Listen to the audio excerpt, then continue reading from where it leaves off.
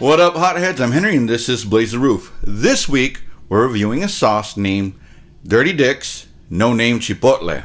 I said that without giggling as well. The company is Dirty Dick's. We've covered them before. We did their original tropical sauce. Their headquarters is in Norwell, Massachusetts, which is a little bit south of Boston, and is founded by Richard Westhaver, aka Dirty Dick. So, again, the city is Norwell, Massachusetts. It was once known as Scituate, then later became Scituate, then Norwell. It's a very affluent city, and it used to be a big shipbuilding city. So I guess back in the day, that's when people got their riches, right? So famous people from there include Jennifer Coolidge, aka Stifler's mom. Now let's look at the packaging. So, Dirty Dick's always has that pig wearing the handkerchief holding the XXX bottle. This is supposed to be moonshine. But the color scheme is different. The original is red and yellow. This one is like a teal, maybe a little bit darker than teal and yellow. I mean, it's pretty nice. It's got a... What else did it have? You know, it's got the fire around the logo, the name. Oh, and actually, for some reason, it's got a Mexican flag on there too. I don't understand that. Well, I mean, I guess since Chipotle is technically a Mexican style. Alright, so let's look at the ingredients now. The ingredients include chipotle peppers, pineapple, tomatoes, habanero peppers, vinegar, bell peppers, onion, garlic, ginger, apple juice, brown sugar, cocoa, coffee, and spices. The ingredient I really want to cover there is coffee. It does date back to 800 AD. There are two main types. There's the Arabica, which probably most of us are familiar with, and there's also the Robusta. They are actually seeds of a cherry-like fruit. Brazil is the biggest producer of coffee in the world, and Hawaii and California are the only two states that produce coffee in the United States. An interesting fact is that the world's most expensive coffee is actually called Kopi Luwak. It's basically seeds, cherry beans that have passed through the system of an animal called a civet, and apparently it takes away the acidity, so it's a much smoother it's a much smoother cup of coffee. Like, if coffee weren't already associated with poop enough, yeah, it's actually poop from this animal, but it's really fucking expensive. All right, you can actually overdose on coffee. You would have to drink 30 cups in a very short amount of time. But yeah, it is possible to die. But it's very, very, very unlikely. Coffee drinkers that don't drink 30 cups of coffee at one time do tend to actually live a little bit longer than non-coffee drinkers. It's probably because non-coffee drinkers bother coffee drinkers, and coffee drinkers kill them before they've had their coffee, right? So the Boston Tea Party actually helped popularize coffee in the United States. Since there was a shortage of tea, people started turning to coffee and kind of just never went back, right?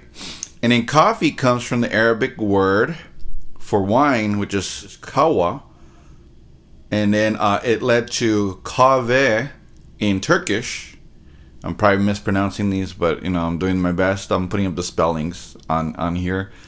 And then it became koffie in Dutch. And it's now coffee as we know it. Before we get any further though, let's hear from this week's sponsor. Why go to the hospital and have tests run on you just to be diagnosed when you can have all of this in the comfort of your own home? Introducing Crapper John MD, the toilet that analyzes your bodily functions and provides a diagnosis. Piss in it, and it'll tell you if you're dehydrated or if you're pregnant. Poop in it, and it can diagnose many diseases. Ejaculate into it, and it will analyze your sperm count. Crapper John MD. It's like having a doctor in the restroom with you.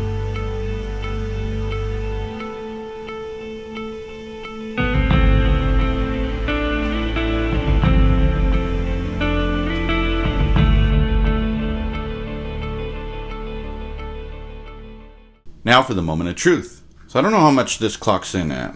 This was not on Hot Ones, so I don't have a reference for it. I'm anticipating a slightly barbecue tasting sauce because The Chipotle is smoked.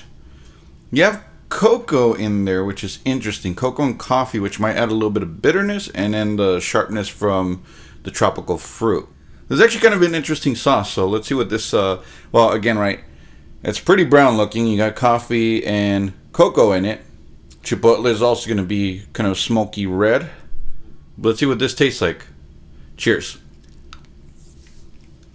I'm going to say it's lightweight as far as the burn. Chipotle is like, smoked jalapeno, so it's not going to be that hot. It's very flavorful. It is interesting, though, because you can taste a little bit of the cocoa in the aftertaste. It almost feels like cocoa powder. But you can taste a little bit of the cocoa, and then the brightness of the pineapple comes in over the top.